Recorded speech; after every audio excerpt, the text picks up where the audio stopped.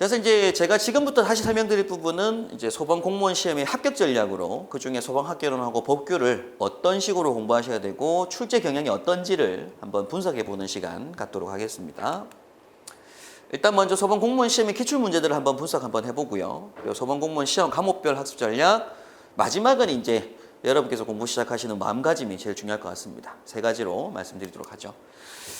소방학개론이 현재 제가 2015년부터 이제 실제 통합시험이라고 해서 중앙소방학교에서 전체적으로 시험을 관할해서 진행을 한 게 15년부터인데 2015년부터 해서 시험 과목이 진행이 될 때 공채시험입니다. 공채시험에서 제가 소방학개론 파트 1이라고 하는 게 있고 파트 2라고 하는 게 있다고 말씀드렸고요. 파트 1 과정에서 공부하시는 파트가 연소, 화재 폭발, 소화, 소방시설론, 위험물론이라고 말씀드렸습니다. 그리고 파트 2에 공부하는 게 조사 역사, 소방 역사, 재난관리론, 구조구급, 조직론이 있고요. 기타 소방법 문제가 나오게 되는데 15년부터 보시게 되면 연소 5문항, 화재 폭발 2문항, 소화 2문항, 시설론 4문항, 위험물 1문항으로 실제 여기서 14문항이 출제가 되고 파트 2 과정에서 한 문항 그리고 법규 쪽에서 소방 법규가 이제 2문항이 출제가 됩니다. 그리고 16년, 17년, 18년, 이번 19년도 상반기 공채시험 문제 보게 되면 연소가 4문항, 화재 폭발 2문항, 소화가 3문항, 시설론이 3문항, 위험물 3문항에서 마찬가지로 여기에서도 지금 15문항이 출제가 됐죠. 75%가 파트 1 과정에 출제가 됩니다. 그리고 파트 2 과정에서는 역사가 1문항, 그리고 재난관리론이 3문항 출제가 됐었고요. 구조구급이나 조직론 문제가 출제가 안 됐었고 법규에서 1문항이 출제가 됐습니다. 근데 제가 지금 강의를 진행하게 되면 소방학개론 강의에서는 법규 강의가 사실 없어요. 소방학개론 강의에서는. 왜냐하면 이 법규가 순수하게 법규 문제는 법규에서만 나와야 되지만 소방학개론에서도 보면 1문항씩 안 낸 회차도 있긴 하지만 1문항 정도씩은 법규 문제를 또 넣을 때가 있습니다. 근데 이런 문제들은 나중에 이제 기출문제 풀이를 하시면 충분하게 요 1문항을 맞출 수가 있거든요. 기출문제 풀이를 하면. 그래서 제가 주로 이 1, 2 과정까지를 학개론 강의를 하시면 되고 공채하시는 분들이 어차피 뭐 법규도 따로 시험 치실 거잖아요. 그럼 그때 법규 공부했던 내용이 쉬운 문제가 나옵니다. 여기 1문항 정도가. 여기 나온다고 보시면 되고 학개론 문제가 출제가 되겠죠. 그래서 가장 큰 높은 비중을 차지하는 분이 파트 1 과정으로 연소, 화재, 소화, 소방시설, 위험물까지는 굉장히 체계적인 공부가 무엇보다 필요한 과목이고 이 과목에서 공식들, 계산 문제들이 많이 나옵니다. 아무래도 소방학개론 파트 2라고 하는 과정은 전부 암기 과목들이에요. 소방 역사 외우시는 거고 재난관리 법입니다. 법. 그리고 소방조직론이라고 하는 것도 지휘체계를 외우시는 거기 때문에 요건 암기 과목. 근데 앞에 보시는 소방학개론 1 과정이 이해 과목으로 보시면 되고 최근에도 과거에도 그랬지만 이해 문제가 굉장히 많이 출제가 되고 있습니다. 계산 문제도 그렇고요. 그리고 소방관계 법규는 총 4분법이라고 말씀드렸었고 소방기본법, 시행령 시행규칙, 공사법, 시행령 시행규칙 이렇게 구성이 되어 있는데 기본법 문제에 보면 15년도만 6문항이었지만 사실 16년도부터 보면 5 여기도 다 기본적으로 5문항씩을 구성하려고 합니다. 최근에 18년, 19년 공채 문제에서는 똑같이 5문항씩 출제가 되고 있는 경향입니다. 그래서 골고루 분배를 해서 5문항씩 내고 있습니다. 4가지 법을. 근데 다시 말씀드렸지만 공채고요. 경채 중에서 학과 특채, 학과 경채는 기본법하고 설치유지 법만 시험에 나온다고 말씀드렸잖아요. 여기서는 지금 최근 나오고 있는 게 10문항 이렇게 나오고 있습니다. 소방학개론을 이제 공부를 하실 때에는 연소, 화재, 소화를 공부한다는 개념을 먼저 잡고 계셔야 되고 거기에 관련된 스토리 있는 흐름을 이해하시는 게 무엇보다 중요한데 이 과정상에서는 연소공학이라고 해요. 화재공학이라고 하고요. 그래서 관련된 계산 문제들이나 수치들이 굉장히 많이 나옵니다. 그런 부분들을 암기 또는 이해가 굉장히 중요하고 그래서 연소공학이나 화재역학 등의 계산형 문제를 준비하는 게 필수고요. 그리고 이제 한 번 어렵게 나왔던 회차 때는 정말로 자격증이 있는 문제를 냈습니다. 기술 자격증에서 하는 문제를 내기도 했거든요. 제가 이제 자격증 강의를 또 한 12년 정도 넘게 했다 보니까 아무래도 관련된 계산 문제들은 충분하게 여러분께서 이해하실 수 있도록 강의 진행을 할 수 있을 거라고 봅니다. 계산형 문제도 준비가 필수고요. 그리고 소방시설론의 경우 기본적으로 소방시설별 구성 요소라든지 동작 순서를 또 이해하실 필요가 있고, 그것도 이제 현직에서 제가 소방 설계나 공사도 해본 기술자이기 때문에 그런 부분들을 조금 더 쉽게 이해시켜 드릴 수 있을 거라고 봅니다. 소방학개론 파트 2 과정은 사실상 기출문제 분석을 잘하는 게 무엇보다 중요하고요. 그래서 암기 문제다 보니까 어떤 문제가 나올지를 예상하는 게 무엇보다 중요한 파트여서 제가 따로 구분했습니다. 파트 2로.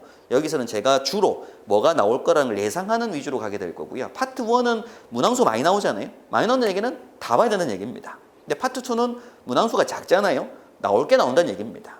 그래서 파트 2는 예상 문제를 정리 잘하는 게 중요하고, 파트 1 과정은 전체를 다 이해하시고 숙독하시는 게 중요한 거예요. 그래야지 수문항을 다 맞출 수가 있습니다. 그렇게 공부하시는 과정이 무엇보다 중요하고요. 그리고 소방법은 전체적인 기본적인 정리가 필요한 과목입니다. 소방관계 법규도 공부를 하실 필요가 있는 과목이 되고요. 소방관계 법규는 이제 법 시행령 시행 규칙이라고 하는 문서를 이해하시는 거, 그리고 원문을 한번 같이 볼 필요가 있고요. 그리고 법이 만들어진 이유, 현재 적용되는 사례 등을 통해서 조금 더 법을 받아들이기 쉽게 들으시는 게 무엇보다 중요한 것 같아요. 사지선다형 시험 문제는 제일 중요한 공부는 많이 보고 많이 들어야 됩니다. 여러분께서 막 쓰시는 게 중요한 게 아니고, 이 사지선다형 문제는 보기를 봤을 때 알아야 되는 거기 때문에 이건 많이 들으시고 많이 보시는 게 중요한 과목이에요. 그래서 법규를 들으실 때도 제가 원문을 쭉 읽으면서 설명드리겠지만 최근에 만들어진 법의 이유와 사례들을 통해서 조금 더 암기하기 쉽게 말씀을 좀 드리도록 하겠습니다. 그리고 원문 해석하는 중에 제가 또 원문을 쭉 읽다 보면 이 문제가 시험에 많이 나왔다는 말씀 드리고, 이런 기출문제나 중요도 높은 문제를 적중시키고, 그리고 또 예복습을 통해 암기력을 향상시키는 게 무엇보다 중요하고요. 법을 보고 시행령을 보면 법에 따른 내용이기 때문에 시행령 할 때 법을 복습합니다. 시행규칙 할 때도 다시 또 법을 복습하게 됩니다. 그래서 여러 번 복습을 통한 과정을 진행할 거기 때문에 법규는 아무래도 여러 번 많이 들으신 게 중요하거든요. 그런 강의로 아마 진행을 하게 될 것 같아요. 그래서 전체적인 카리큘럼은, 공부방법은 일단 이론 정리가 2개월 가량 진행이 될 거고, 이후에 복습 정리입니다. 요약 노트 정리가 2개월 가량 진행이 되고, 이 2개월 할 때 문제풀이를 통한 복습, 오답 노트를 활용하게 되고요. 그리고 이때 이제 문제풀이를 할 때 제가 예상 문제풀이도 하겠지만 기출 문제풀이까지 진행을 합니다. 그래서 예상 문제와 기출 문제풀이를 통한 복습, 그리고 이때 오답 노트가 굉장히 중요하다는 말씀을 드리고요. 이후에 모의고사를 통한 최종 정리까지 해서 전체 카리큘럼이 구성이 됩니다. 그래서 문제와 답을 암기하는 방식이 아니라 문제 의도 파악과 보기 전체를 다 알 수 있는 분석이 좀 필요한 것 같고요. 앞서 말씀드렸지만 2차 체력 시험도 같이 필기 공부하면서 준비하시는 게 좋을 것 같습니다. 공무원 시험을 사실 준비하시게 되면 많이 힘드실 것 같고요. 한 1년 정도의 장기간의 레이스를 시작을 하셔야 되기 때문에 개인적으로 공부도 중요하지만 체력도 중요하다는 말씀 앞에 드렸잖아요. 그래서 일단은 그렇게 공부를 하고 운동까지 같이 병행하기 위해서는 무엇보다 간절함이 필요할 거라고 봅니다. 이 시험이 올해 아니면 안 된다. 그리고 내가 이것 아니면 다른 건 할 수 없다.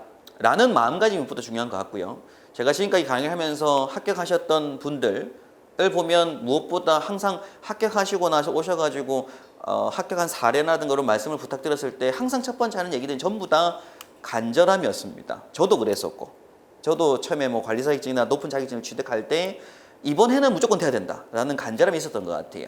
여러분께서도 그 간절함을 가지고 공부 시작을 하시고, 이번 1년이 여러분 앞에 있어서 이후에 평생을 좌우할 1년이기 때문에 그 마음가짐이 무엇보다 중요하다고 봅니다. 그리고 두 번째는 공부의 즐거움인데, 저는 무엇보다 중요한 것 같아요. 공부를 할 때 이 공부가 재밌어야 됩니다. 직장을 구해도 그렇잖아요. 앞으로 평생 할 일인데 그 일이 재밌어야 됩니다. 그래서 공부가 무엇보다 재밌었으면 하고, 저는 무엇보다 소방 공부가 너무 좋아요. 저는 개인적으로.